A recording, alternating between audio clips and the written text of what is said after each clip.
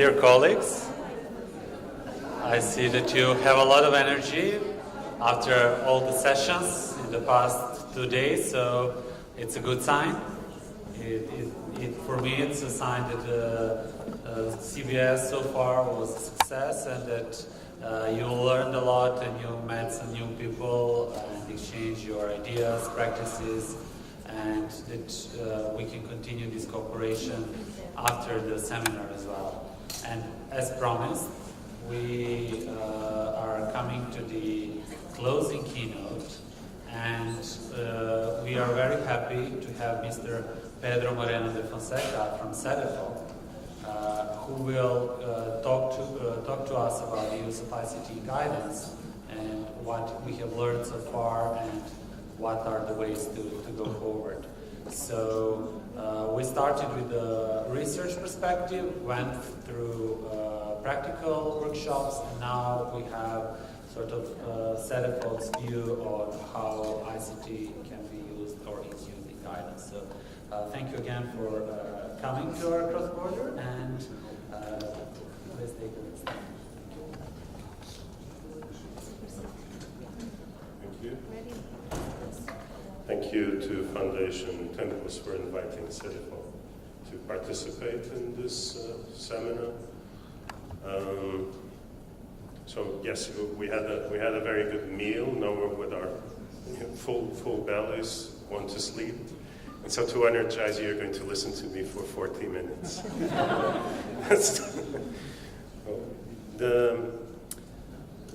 Essentially, what I think you're having a very interesting seminar because you had this beginning with this research perspective from Jana. From what I could see, the workshops had very interesting content on the digital technologies issue. And in a way, what I bring is a wrap-up on how some research results feed into policy action. So I'll bring you, let's say, the other component, which possibly was a bit still missing here. So in this presentation, we'll look into CEDEFOP's research on ICT and labor market information in lifelong guidance. We will also look a little bit into the potential benefits that ICT brings in lifelong guidance services. We'll look also into challenges and issues of this integration, and then what the research told us about ways to progress and to improve, let's say, the way policy enables positive developments in this area. Then we'll make some remarks on current developments and how we can enhance cooperation in the European Union, let's say, to improve innovation in the sector. So essentially what we had in terms of this research was a process of approximately 3 years.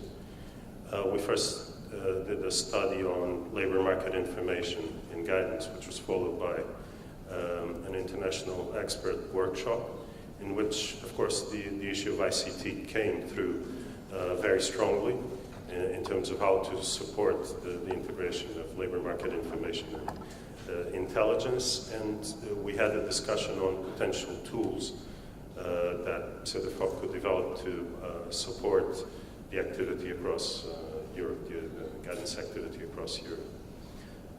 So we then launched a new stage of research in which we looked specifically into ICT supported practices. We inventorized a high number of practices in Europe, and we made a selection, let's say, of the 25 more, let's say, more interesting cases that we could find. We tried to have a variety of cases, so practices addressing several groups, several types of issues, also different types of tools. So you could have some career information tool or portfolio tool, assessment tools you had. So we looked a bit into all sorts of things. While doing this process, we tried to, let's say, look in a lot of detail into what was being done. So this was different from what we were doing in the past, in which we were essentially documenting in general the practices, but we tried to really see how they were being achieved, what was making them possible, what was making them more or less successful, and we tried to document all of this. And also we made an analysis of what we found to help us develop a handbook, a toolkit, and some modules. So these instruments were piloted in Estonia last week on the European Guidance Week.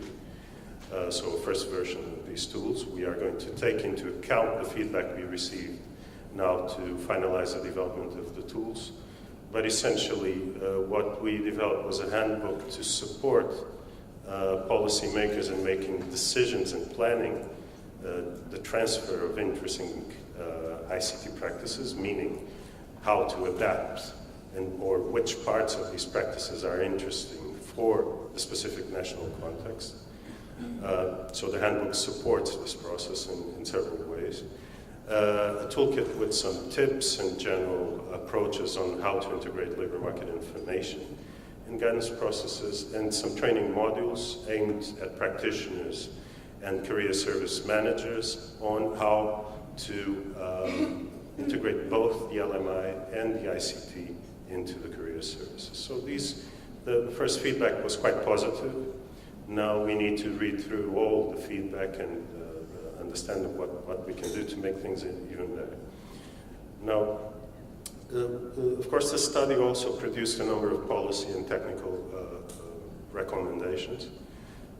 By the time we were meeting in Estonia last week, we still didn't have a full treatment of this, so actually the results are being brought to this meeting, let's say the full results, and they're being presented here for the first time. So I will essentially focus on these results in this presentation. So what we know is that ICT can be helpful, of course, in guidance. It can improve the integration of at-risk and weakened social groups. We know there's a discourse about increased accessibility, so there's some grounding to this. We know that it can support the career development of the ones which are employed by placing resources near them. We know it can support the work of practitioners in several ways, both with tools, with exchange of experience, etc. And it can also arguably help reduce labor market segmentation, or support guidance in helping reduce labor market segmentation. How can this precisely happen? So there are a few examples. We know that in terms of the integration of weakened groups, that ICT can be integrated as a tool in early school leaving prevention, both in building up career management skills and also in helping, let's say, assess risk situations. It can be embedded in outreach for young people out of employment and education. Once again, can be used to develop apps that can enable learning, that can signpost career development services or job to help find jobs, etc. It can also support career information for low-skilled adults. Once again, a group that is frequently far from reach, especially given that low-skilled adults frequently are not integrated in training processes within firms, so they end up having less opportunities for career development. So let's say ICT can be used as a strategy to break through the ice and get and reach to those people. And finally, to the unemployed, also along the same lines. In terms of the employed, of course, one of the big issues for employed people is lack of access to guidance services in general. HR practices are not always favorable to this individualized support. They don't necessarily have as a focus the individual. So in a way, ICT can provide an anonymous way to have access to a certain range of career development tools. It can also enable people to have access to learning resources, all types of training and learning activities, and can provide information about validation of skills, processes of validation of skills, let's say aiming at upskilling and gaining qualifications. Support practitioners' work, there are several issues. I think Jana probably mentioned a lot of these things, but you have the possibility to exchange experiences and methodologies, access to online training resources, access to online labor market intelligence resources, also online tools for development support, and the possibility to enable multi-channeling strategies in the provision of services. And the last point on reducing labor market segmentation, I mean, the argument which essentially comes from economics is that persistent low labor market outcomes within social groups are partly caused by asymmetric information. This is normally the wording that is used in economics, and then this is not sufficiently opened up. So there's a big question, what is this? What is asymmetric information, and how does ICT come in here? So translated, this links very directly with the work that is developed in guidance. So it means actual lack of access of people to information about occupations and labor market. Also the fact that people have social linguistic barriers in the interpretation of what they are reading, what they're looking at, and which is, of course, reinforced frequently by feelings of inadequacy. So people actually give up engaging with instruments that are providing the information, or people that are providing the information. So in a way, guidance can intervene here as a mediator to provide this access.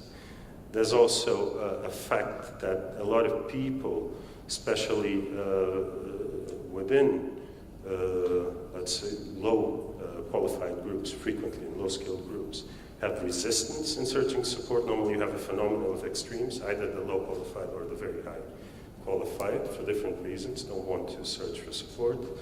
And also you have the fact that people actually don't know which are their, let's say, potentials and needs.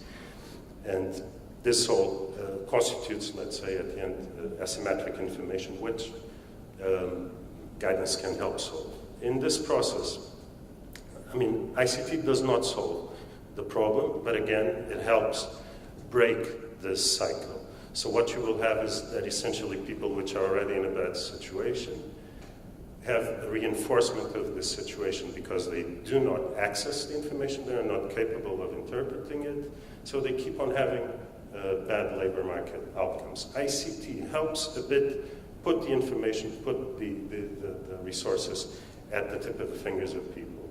People can consult at home at their own speed, they can use it on phone apps, and what is provided to people, let's say these apps, this information can create a bridge to further, more elaborate provisions that career services can have. Now, of course, ICT can do good, but we have big background issues, big things we need to discuss to make sure that it fulfills its role. One is that we need to clearly discuss that ICT doesn't equal increased access. The other one is that we need an holistic strategy for the whole country, which integrates a lot of issues for digital citizenship. And the other one is that we need evidence, as someone has already talked about today, that it really works, ICT-based services work, and which ones work. So ICT doesn't equal access. The image is very clear. You can have a very elaborate key which doesn't open the right locks. So for several reasons, some are quite well known.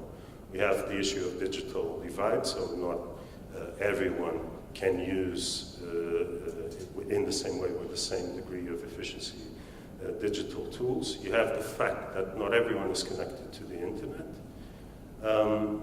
you have the fact also that a lot of people cannot use, in spite of being able to go to the website, cannot use well the websites or interpret the information which is on the websites.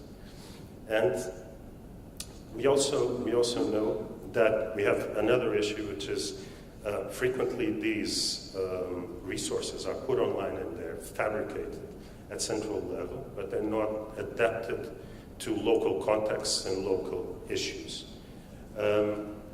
Also, we know that we don't have necessarily a service and a support to the ICT-based tools that is specifically adapted to the individual needs of the people which are using it. Another issue is what is the actual capacity of Korea's services to provide the background support to these ICT tools. When we come to digital citizenship, again, we hit the wall of digital literacy, so it reflects a bit the other topics.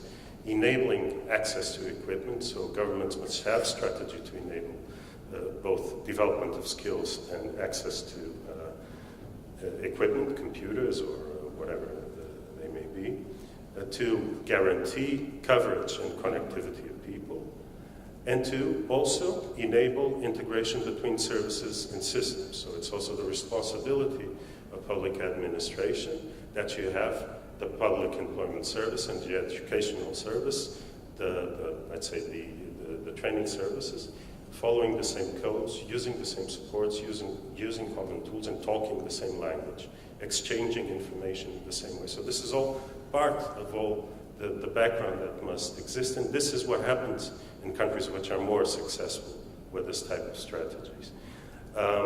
Also, you need to guarantee the security and the ethics of the services in terms of personal information. This has to be guaranteed. There needs to be trust in the service. And quite simply, you need to have a national strategy in which the role of e-guidance is acknowledged. So this helps to have funding, this helps to have a place in policy. On the last topic that I was referring to, let's say problematic issues, that we need evidence. Evidence has many, many issues to it. First one, absolute one is there monitoring of this? In many cases, there is no monitoring, so there's something set up and people count the number of users, which is a great way to monitor the service. No, of course, we need to have more data. We need to have more data about the way things are used, so the tools need to be prepared.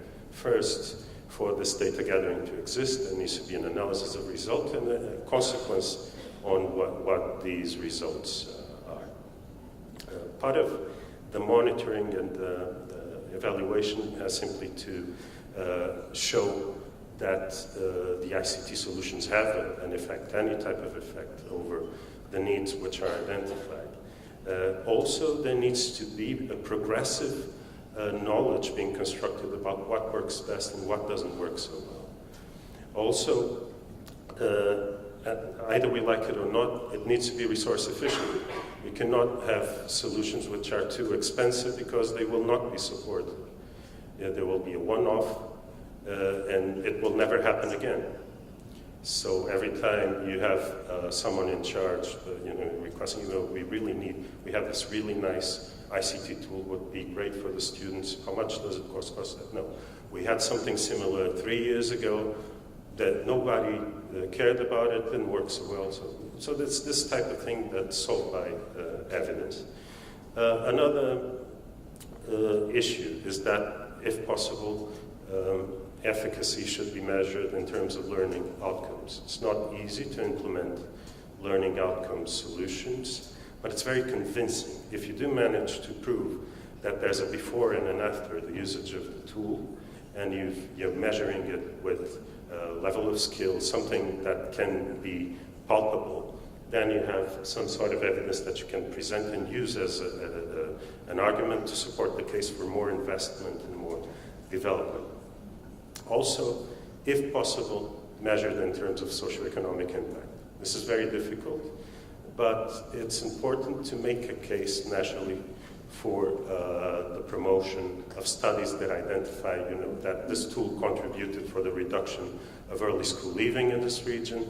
This one has fed a number or a percentage of people back into employment solutions. And there are many also natural experiments which occur because the coverage of the services is not perfect. So naturally, in general, you have groups of people which didn't have access and groups which had access to the tools, and you can compare them. So you must use this opportunity to, let's say, generate the information. So essentially, there's a need for a review of the accessibility narrative, because you cannot have at national level this constant pressure on the idea that, so we developed ICT, so now we've granted access to all these stranded sheep around the country that now can access the services and everything is okay. So you need to review this narrative and so that you have tools which are truly useful, that are doing something, that are paying a service to both the practitioners and the users of the guidance services, the career services in general.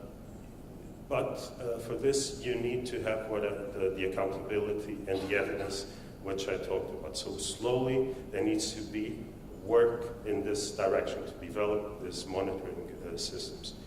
You will have simultaneously a stronger case for guidance itself, especially given the fact that it's an unescapable reality that you need to combine the ICT or the digital-based tools with the more traditional tools and methodologies, and at the same time, a rationale for the development of the ICT embeddedness in the services. So, but this needs to be created first. And this will, let's say, break down a lot of the current policy discourse, which, let's say, makes a very light use of how these digital tools are being developed. So, at the end, what do we need? We need an innovation strategy, like it exists in many other sectors. We need a sort of thought-through innovation strategy for these services, which essentially will generate a balanced pace of innovation, so something that we can deal with, will be supported by the local capabilities, will engage the relevant stakeholders, and will have the users at its heart.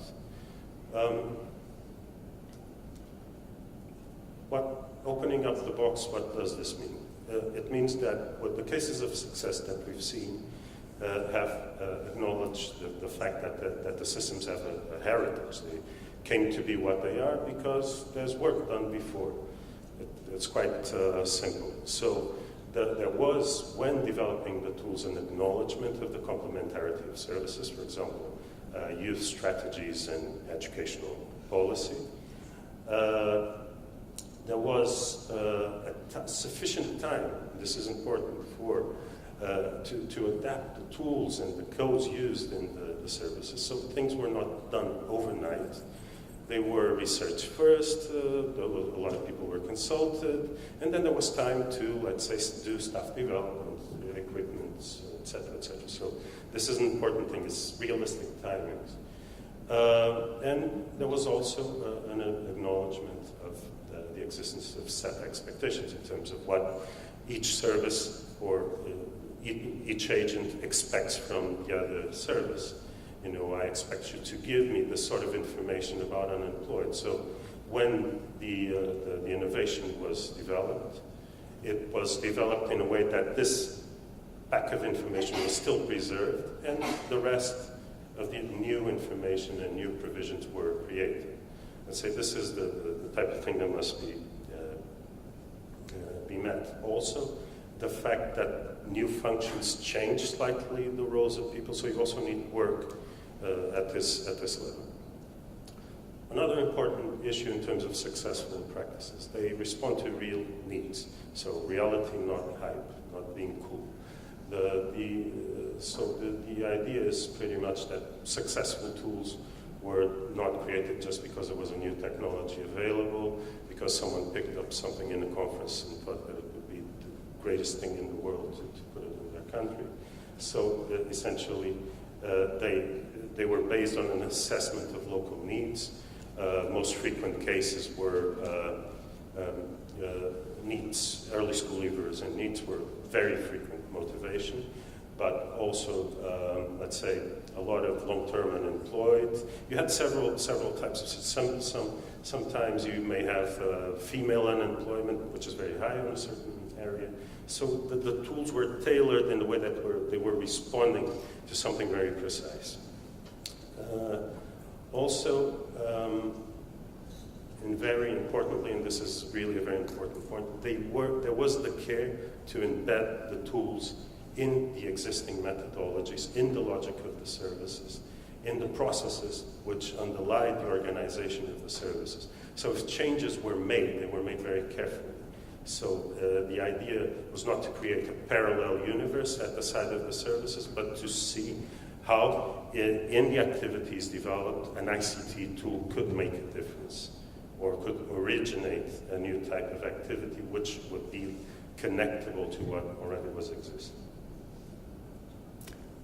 Another thing, user-centeredness. I mean, this is an old speech, but the fact is that, once again, the really interesting practices were user-centered, and they essentially had two aspects to it. They were built on a logic of previous assessment of potential groups of users, whose needs were well evaluated before the setup of the tool.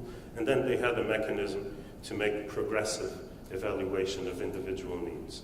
So you could have people could have an automated assessment of their needs when first they got into contact with the tools, and then they had, in these cases, a progressive logic in which they were directed to one strand of service or another strand of service with increasing support and frequently a more comprehensive assessment of needs, already with the support of a practitioner. So for example, the Danish case is a very clear case. This of the Euroguidance in Denmark is so clear-cut in the way it does this that it's normally the example that I use. Of course, this requires that the logic of multi-channeling, which is used, is flexible enough to generate this tailoring of the service. So you have several channels, you have this thing online, you have a phone channel, you have possibility of one-on-one counseling with physical presence or not, you have the chat rooms, and so the multi-channeling strategy needs to be sufficiently flexible so that you can make the right combination for the specific person. Generally, the way to do this is to have cases managed individually, so you have case management centered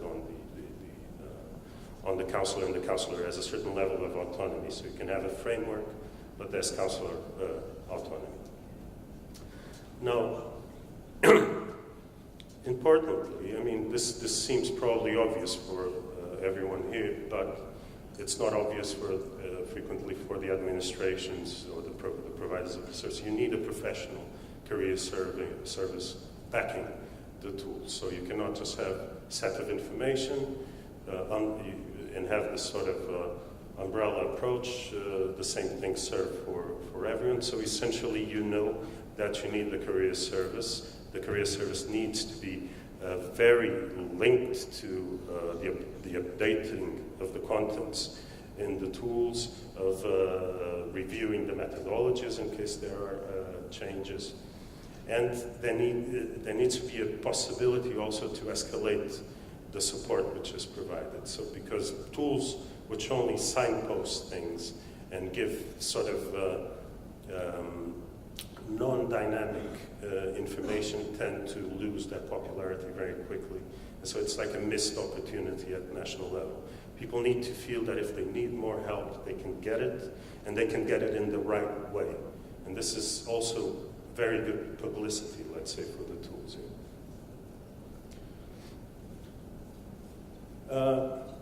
Good the most successful cases also base pretty much their service on existing local capacity. So once again, it's this getting to the local context.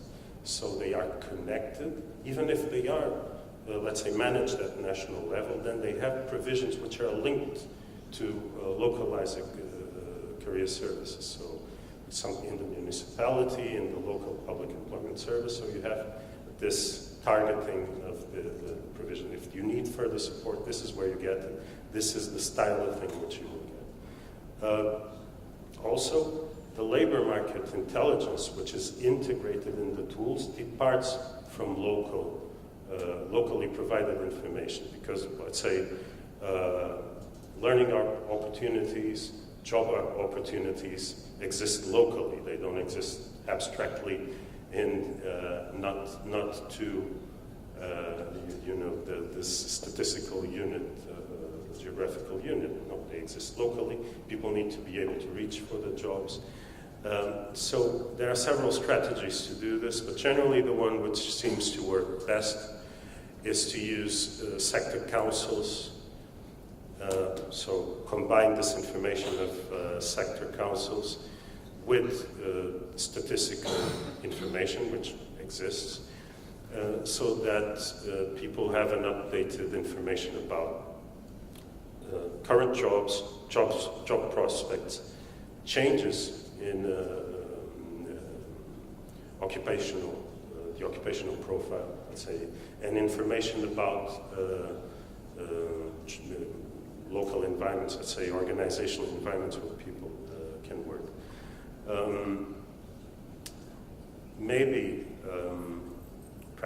some practitioners try to do this autonomously, but the idea is that you have this done systematically in a way that feeds the information for all the practitioners, feeds the information into the system, and has an impact on further activities, let's say work experience that is indicated to users, etc.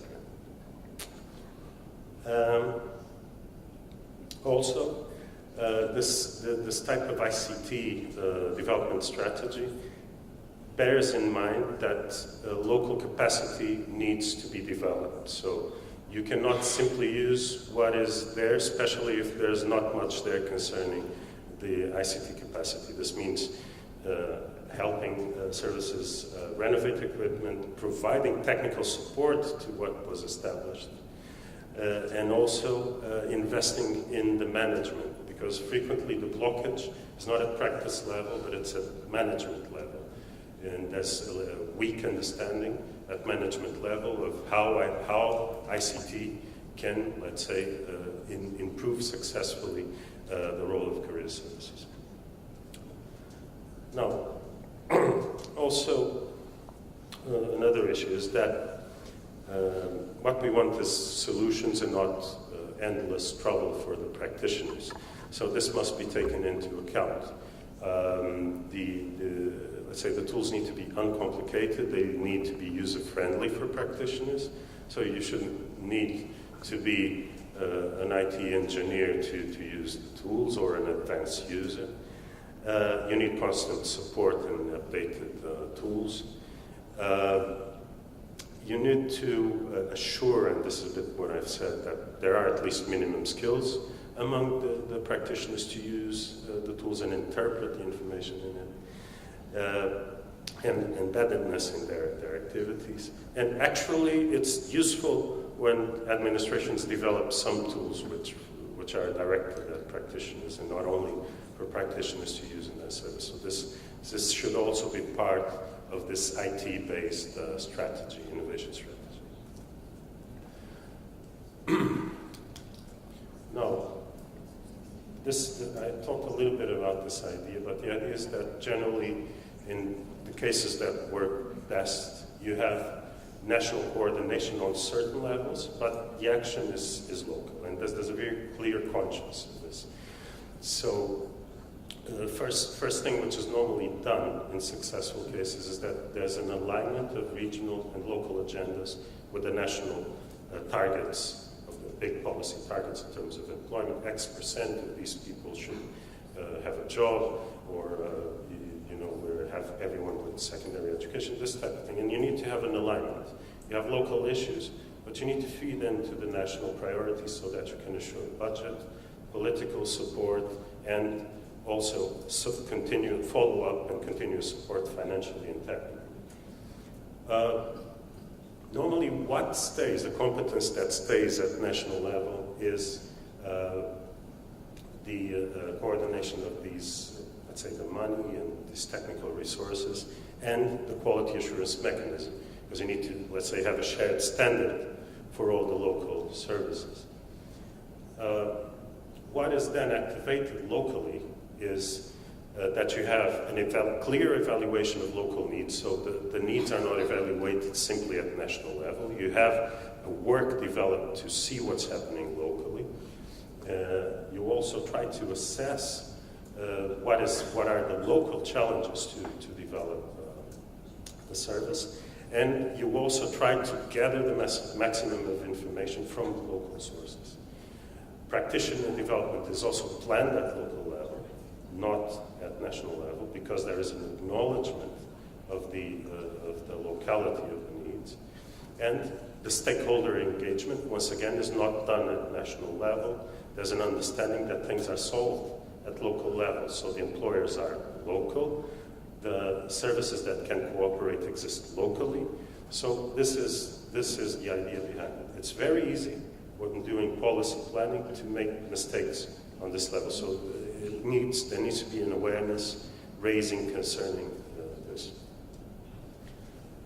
Finally, let's get everyone involved because it's much better. It's much easier to say this than to, of course, do it in practice, but it needs to be done, quite simply. First thing to do is acknowledge that there are silos. People are not cooperating. They're doing things they should be doing it in a coordinated fashion, and they're not. The traditional case, of course, is a separation between employment services and education. Things are much better across Europe than they were 10 years ago, but they're not perfect. And essentially, I've put the word portfolios in brackets because it's a strategy that normally works to link services which have different priorities, have a different language, etc. But portfolios can be used to bridge the language and to make people understand that there's a continuous support, there's a continuum in the support of people. And I tried to focus on this also in Estonia last week. One of the issues with the silos is the typification of the users. Users are students, users are unemployed, are problematic unemployed, are older people, are this, and when what we're trying to strive for is an integrated lifelong guidance system. So where the person is at the center, and the person simply goes through different moments and conflicts. And so in a way, the tools which are being created and the policy discourse behind them needs to generate this integrated vision and support it in practice. Portfolios are very interesting because there's something palpable, there's something that you can say, this is a project, this costs X, this involves these people, this is what we need to do. And so you can have a practical thing to unify people and make them think.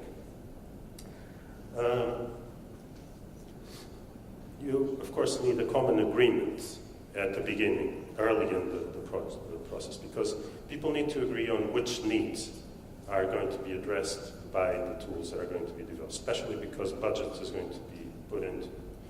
You need to have a certain agreement on how the delivery is going to occur, especially if you have more than one service involved in the build-up of these tools. You have to also agree on what are the actual outputs of the service. How are you also going to measure its efficacy? So, because at the end everyone needs this type of information to believe in the tool and to be able to do next steps with it. Also, you need necessarily employer participation. You know, when I frequently, normally when you say the word employer, you have several groups that start immediately trembling. Oh, but how do we deal with this? And there are many examples in Europe of successful employer participation. One of the easiest things is to ask employers to provide information. And this normally is a step towards something else. And so provide us information, please, provide us in this way. Do you agree that this would be interesting to set expectations for the users of our services?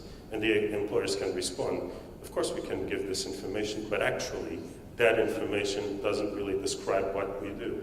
And so you start having a dialogue between career development services and employers based on a simple thing, which is requesting information.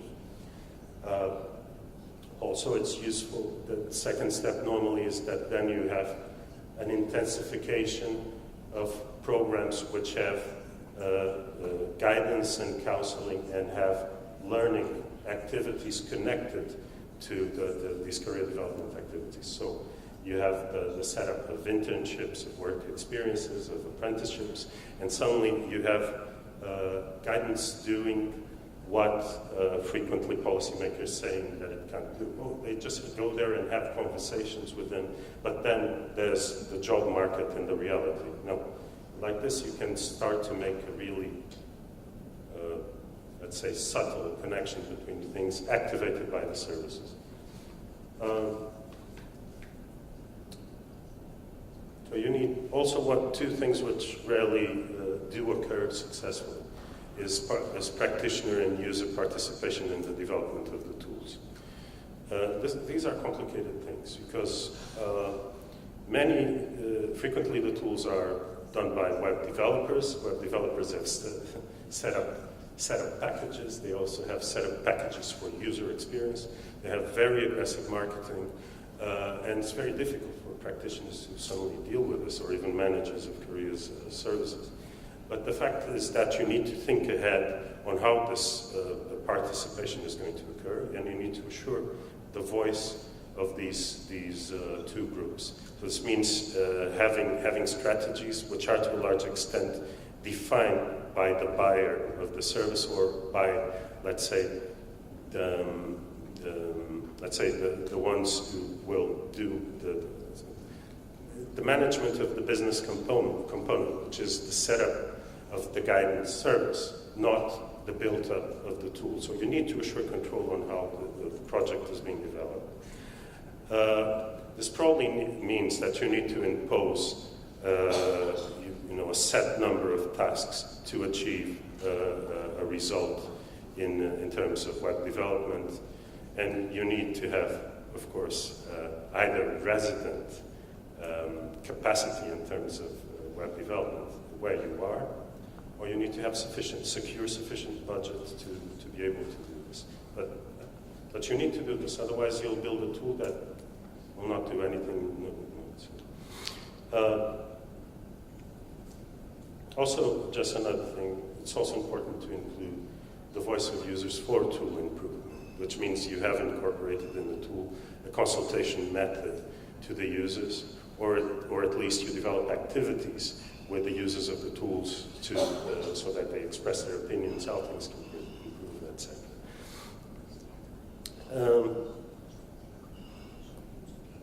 Development in learning in context.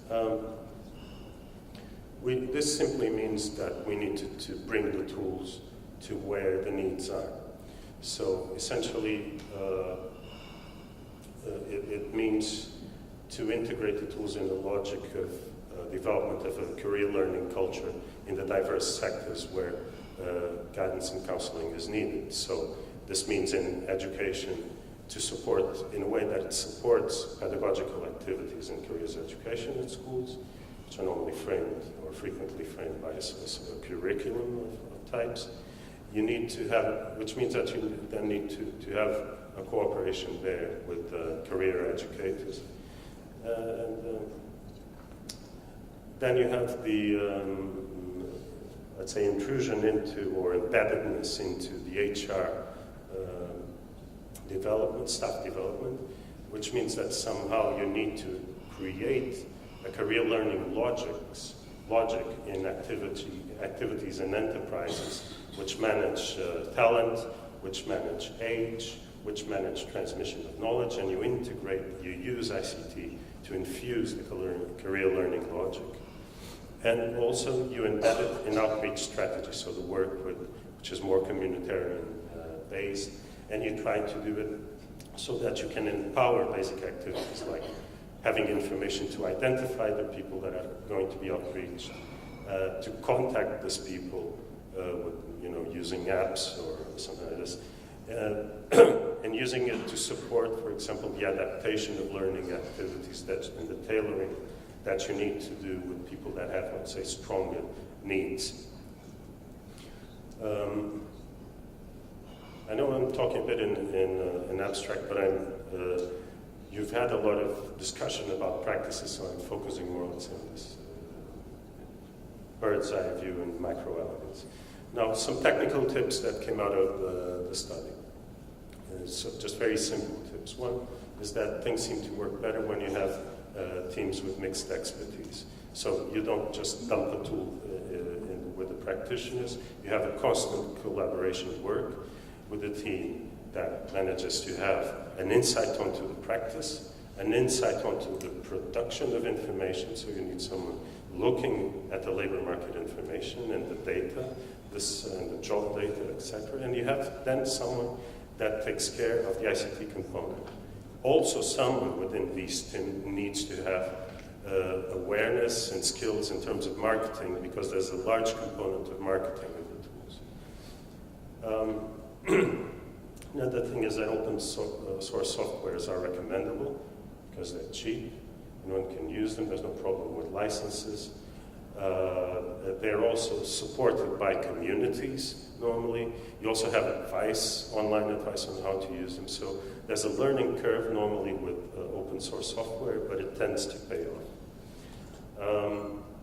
Another issue, and this is pure, it tends to be political at national level, but it helps if you have all the labor market information concentrated in a single access point and in a digestible way that people can actually find an easy way to use it and then put it on their websites. This is the clear example in Europe. The best practice example is the LMI for All in the UK. It's very flexible. They've integrated a massive amount of information, and you can basically do whatever you want with it. But it's a political initiative. So how do you support change? This is the future. So you have essentially three things you can do. You build an appropriate knowledge base about what exists, how it works. You promote, you support exchange amongst peers, amongst countries, and amongst practitioners. And then you actually support the actual transfer and the adaptation of the tools across contexts. The last week on the presidency conference, some recommendations came out. They were good recommendations. And one of them was clearly that the Commission should support the development of a EU-level knowledge base for policy, practice, and evidence of impact of services. That it should also provide technical and financial support for the exchange of ideas and this transfer of technologies and practices. And that at national level, it's necessary, let's say, this is not so much for the Commission, but for the governments, that you have a platform that allows for the nice ideas that people have at central level, or have exchange at central level, can trickle down to regional and local contexts, and people can think about how they actually do it locally, in practice or in the field. So the suggestion was that you have it both, let's say, at the administration level, but also have it at the practice level. And so you can have like set up discussions to do this, and let's say virtual platforms to support this exchange and circulation of ideas. What we are doing, CEDEFOP, we set up a network, CareersNet, which is essentially concerned with identifying, so we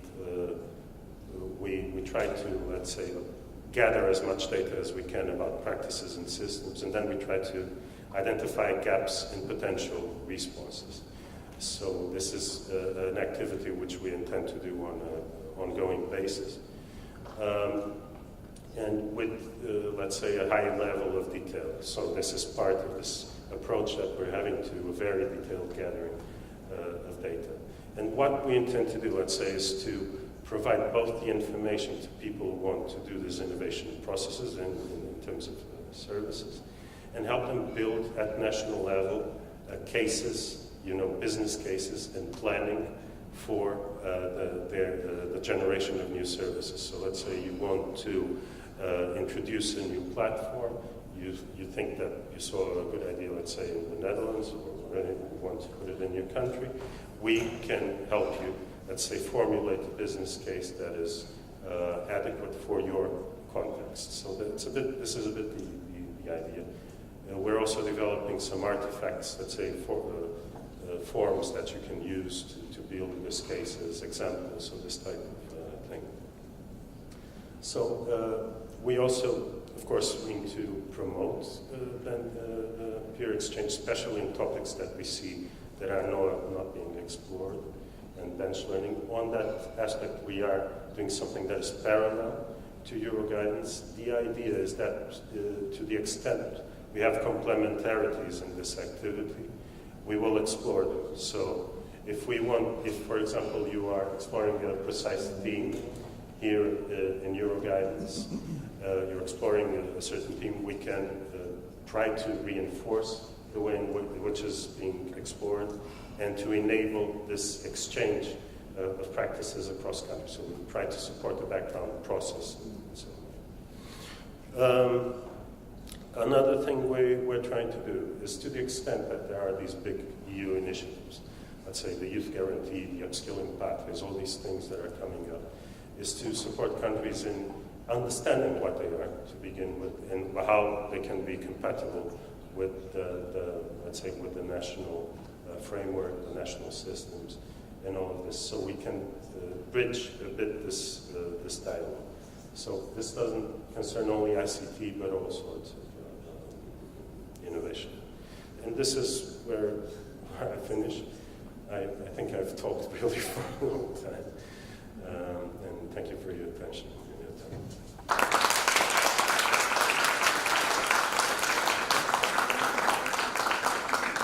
Thank you very much for this comprehensive overview and for sharing with us the results. So, do we have any questions maybe now at this moment for Pedro from the audience? If something you would like to comment on or ask, or we can. Yeah, thank you once again for a great presentation, and all the things, all the good things come to an end eventually. So we are at the closing session of this 2 days event. For the past 2 days, we had 2 keynotes, 15 workshops. We had some opportunity to network among ourselves, and I hope you used the time in Belgrade well. And in my opinion, if each one of us got at least one new person in this room with whom you would like to cooperate, or got inspired by at least one thing that they've learned here. So we have 80 new ideas about guidance in Europe and 80 new people to help us put them into action. So I'm very happy that this year we were able to host this seminar here and to have all of you in Belgrade, and I hope you enjoyed the time in Belgrade. So before giving some more technical information, I would like to maybe ask if any one of you wants to add something or has any final comments for that they would like to share with the whole audience. The organization was perfect, so thank you for it. Thank you very much. It's nice to hear.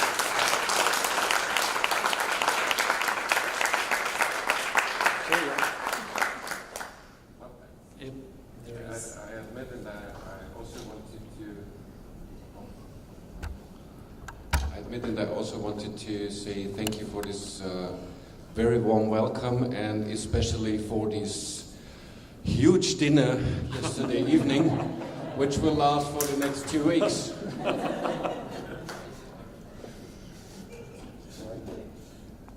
So there is a lot of energy, and oh, sorry. I'm Pedro from Czech Euroguidance Center, and I would like to say that I have one suggestion to keep us together a little bit electronically, to give us some reminding of that all presentations are on the application. I have to buy a smartphone, but it's okay.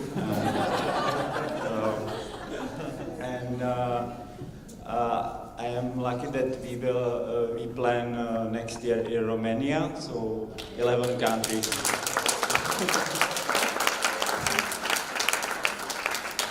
So it's a good news.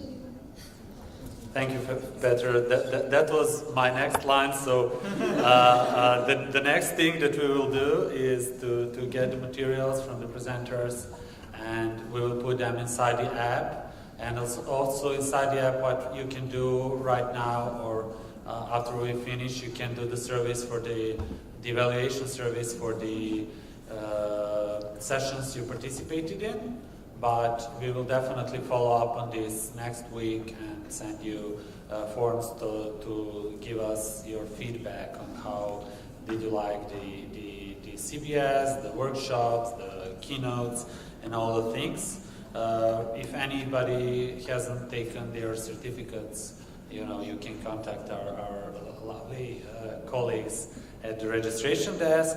And the next thing for the CBS is to publish the compendium of this cross-border seminar together with the national surveys that we do each year. And as we are going for the paperless event this year, this will also be an ebook, so we will distribute this to you in due time until the end of the year. And as you heard already from Pedro, the future of CBS is bright. So we have, yesterday when you left the building and went for maybe a short nap or walk, or before we started the tour, the CBS group continued working, and we have some really nice results. So Romania will host the next cross-border seminar next year, and we have 2 countries for the following 2 years. So the future is bright, and we're really looking forward to going to Romania next year. Some of you will also stay tomorrow for our national conference, and we are looking forward to exchanging more ideas. For the rest of you, we wish you really a safe journey back to your homes, and please remember to get in touch with Ružica for your transfers if there were any things that have changed. So at the end, I would first of all like to thank Pedro and Jana as our key speakers. I would like to thank all the workshop leaders that invested a lot of time into preparing their workshops and giving their workshops here. And I would like to thank all of you for actively participating for the whole 2 days. Furthermore, I would really like to thank all the Euroguidance cross-border seminar group colleagues because I would like to just remind you once again, we are hosting this year's seminar, but it's jointly organized between 11 countries, so we all organize this together. And at the end, I would like to really thank my team, Sofia, Ružica, and Ivana, and all other colleagues from Foundation Tempus that participated in this. You met some of them here for the past 2 days, but many you haven't seen. So thank you all, and let's see you all in Romania next year.